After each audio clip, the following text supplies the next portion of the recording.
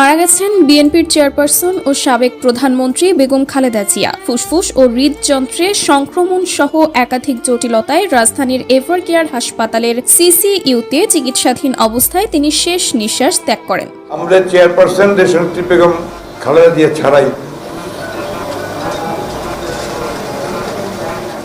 Sorry, আপনারা একটু বন্ধ করেন। বিস্তারিত মূল ভিডিওতে। বেশ কয়েকদিন ধরেই ফুসফুস ও হৃদযন্ত্রে সংক্রমণ সহ জটিলতার কারণে রাজধানীর এভারকেয়ার হাসপাতালের সিসিইউতে তাকে নিবিড় পর্যবেক্ষণে রাখা হয়েছিল।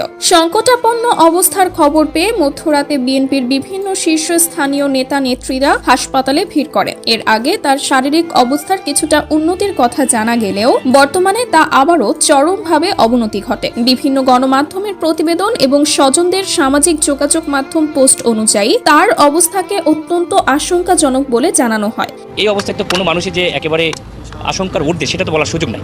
এই বাস্তবতাটা তো আমাদেরকে মেনেই নিতে হবে, সংকটাপন্ন সেটা মেনেই নিতে হবে। নিবিড় পর্যবেক্ষণে আছে আর কি। ইনশাআল্লাহ আল্লাহ তাআলা কাছে আপনারা দোয়া করবেন, দেশবাসীর কাছে দোয়া চাই, এটাই আর কিছু না। আমরা সবাই মিলে দোয়া করব ম্যাডামের জন্য। এদিকে বেগম খালেদা জিয়ার শারীরিক অবস্থার অবনতি দেখে বিভিন্ন রাজনৈতিক দলের নেতাকর্মীরা বলেন, রাজনীতি দল মত ও মতাদর্শের ঊর্ধ্বে উঠে আমরা তার দ্রুত সুস্থতার জন্য সবার কাছে দোয়া কামনা করছি। বেগম খালেদা জিয়ার পরবর্তী আপডেট জানতে আমাদের সঙ্গেই থাকুন।